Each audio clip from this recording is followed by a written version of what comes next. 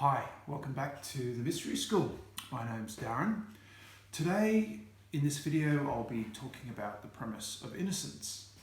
And the reason I've dedicated a whole video to this one premise is because it's the premise that enables us to shift the power in our subconscious mind. And because when we shift the power in the subconscious mind, that's when we transform our reality from one of survival and struggle to where we can create what we love magically. And it also shifts the power from our identity to our greatness and shifts us from the pretend world into the magical world. So it's a big premise, it's a fantastic premise. And so before I go into innocence and dive into it in more depth, what I'm going to do is explore the premise of the subconscious mind again, which I went into in a lot of detail in the Focused Imagination video, so I recommend watching that as well. I'll include the link to that in the description for you. But it's great to summarize the subconscious mind, because once we kind of go through that, then we can talk about the premise of innocence in the context of that and how it shifts the power. So I'll share my screen with you and we'll dive in and look into the subconscious mind again. So you should be able to see my screen on your screen. And the whole thing with the subconscious mind is that it's an invisible part of our greatness and our sovereignty. And in that it's within us and it's around us. And whenever I say that, it always reminds me of the Force in Star Wars, because in many respects it really is the Force in Star Wars, in the sense that what the Force in Star Wars is talking about is the power of love.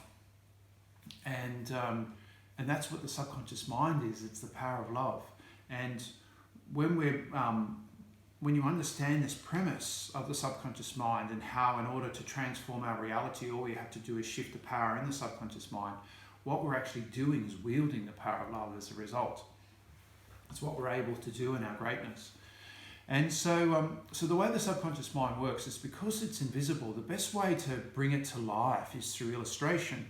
And I really like to imagine it as rich, fertile soil, in that wherever you put your focus is in the subconscious mind is like what you plant in that rich, fertile soil. And whatever what focus you nurture will come into reality. And so that, therefore, the premise that kind of makes the subconscious mind work is that your focus creates your reality. So wherever you put your focus, the subconscious mind brings that into reality. And that premise works in conjunction with this other premise that tension seeks resolution. In that wherever we put our focus creates tension in the subconscious mind, and then that tension then gets resolved into reality. And where our focus tends to be, for the most part, is on our beliefs and assumptions. And that's because we've been wounded in relationship to our greatness, and we form these beliefs and assumptions to compensate for the pain of the wound.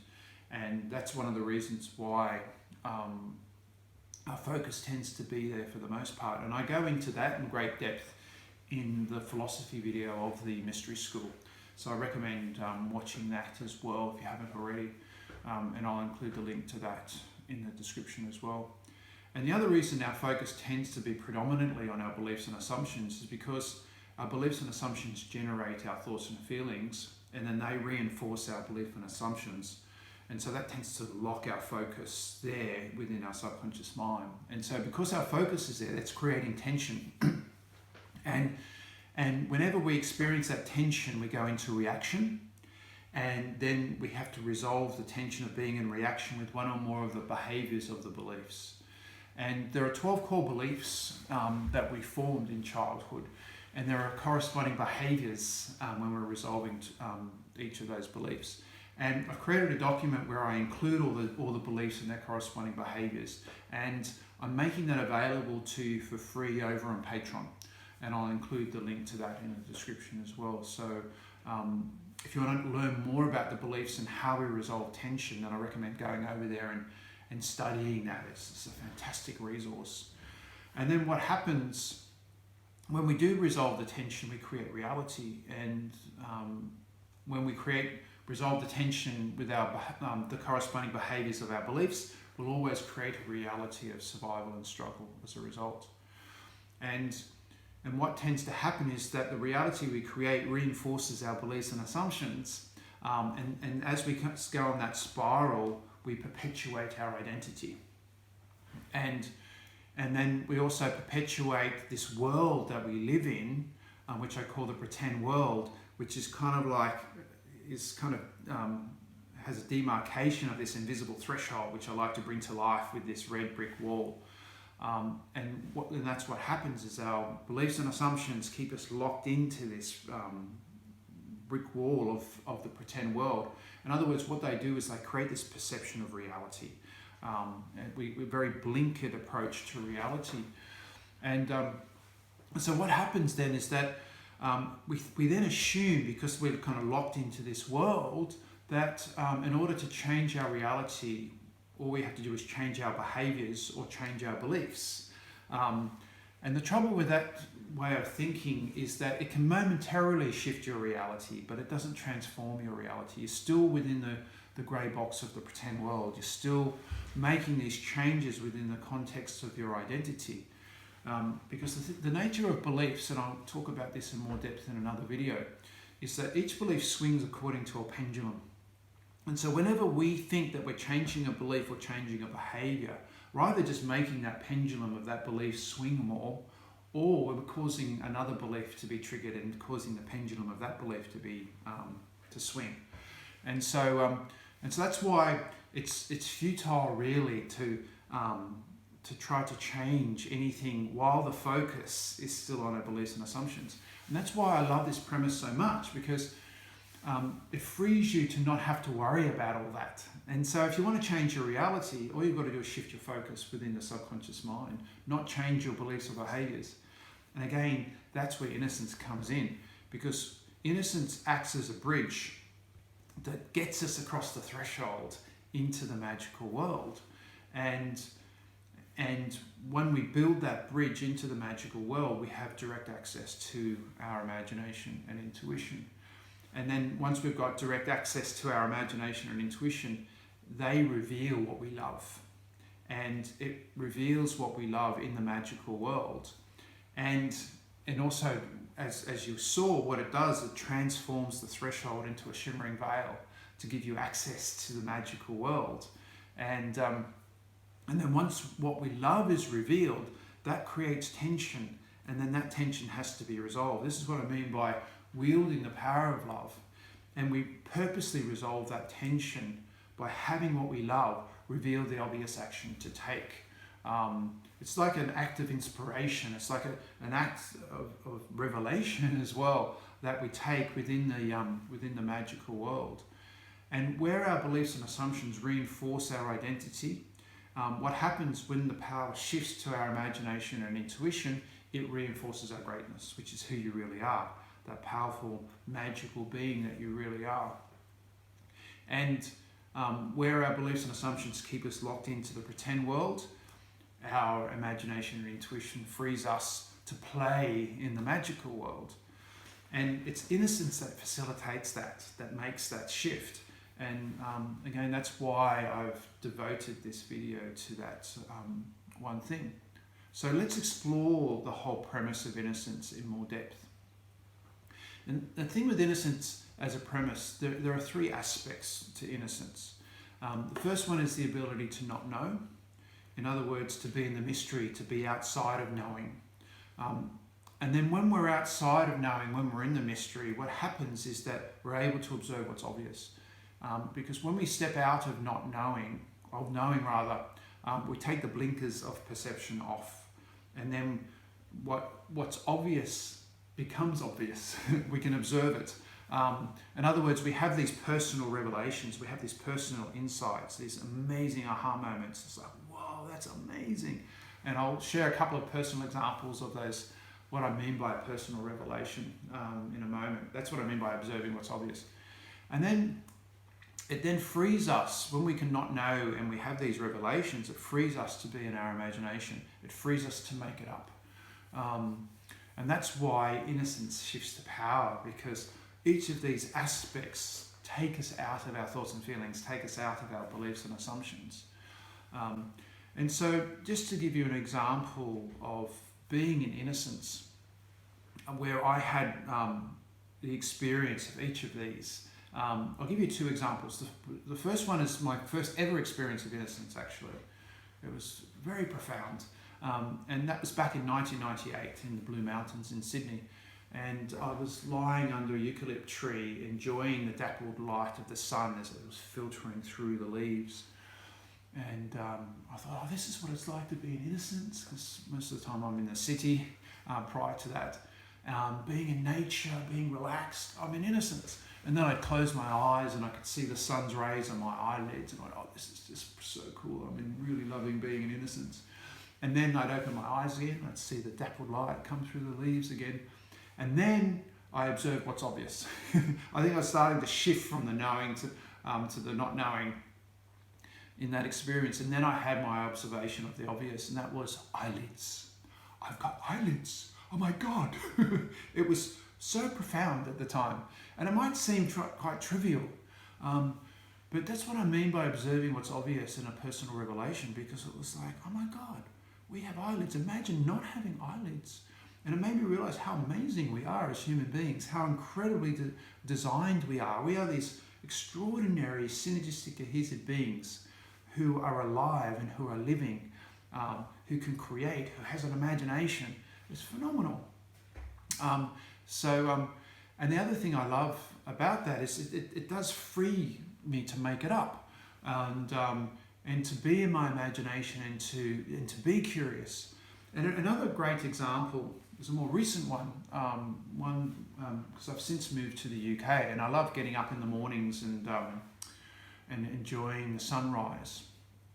And you know, the sun is actually a really great way of being in innocence. But innocence is also a choice, because once we acknowledge our thoughts and feelings, we then make the choice to go into innocence. Like once we acknowledge the power is in our beliefs and assumptions, you engage that innocence knowing it's going to shift the power. And so that's why I like getting up in the morning and watching the sunrise and making that choice, because suddenly I'm out of knowing and in not knowing. And this particular morning, I was enjoying the sun on my face, and I was getting curious. And then I just went, oh, I wonder how long it takes for the sun to reach the earth. And with that curiosity, I came in and Googled it, and I discovered it takes 8 seconds for the sun to reach the earth. I was like, that is amazing. 8 seconds. Like 8 seconds prior to the sun reaching my face, like reaching my face right now, it was at the Earth's surface. I mean, to me, that was like an eyelids moment. I was like, that is extraordinary. That's the case. Like that, if you can experience, if you're experiencing sun on your face now, to think that 8 seconds ago that was at the sun's surface and it took that time to reach you, I just think that's profound. And where it kind of triggered my imagination as well, because it reminded me of how Einstein came up with E equals mc squared and discovered the speed of light, was because it wasn't as a result of him standing at a whiteboard with some elaborate formula. As I'm sure you've seen a photo of him doing that. But it was as a result of him lying on his couch in his home in Germany, imagining riding a light beam through space. And that's how he came up with that whole concept, that whole theorem. And it really stimulated my imagination when I was thinking it only takes 8 seconds for the light to travel through space to reach us. I was just imagining Einstein surfing this light beam through space on his way to Earth for 8 seconds. And then I also realized that that's why his hair is all frizzy, because if you see images of Einstein when he was young, his hair was actually quite slicked back. But when he was older, definitely after he came up with this theorem, his hair was all frizzy, and that's the reason, just in case you wanted to know.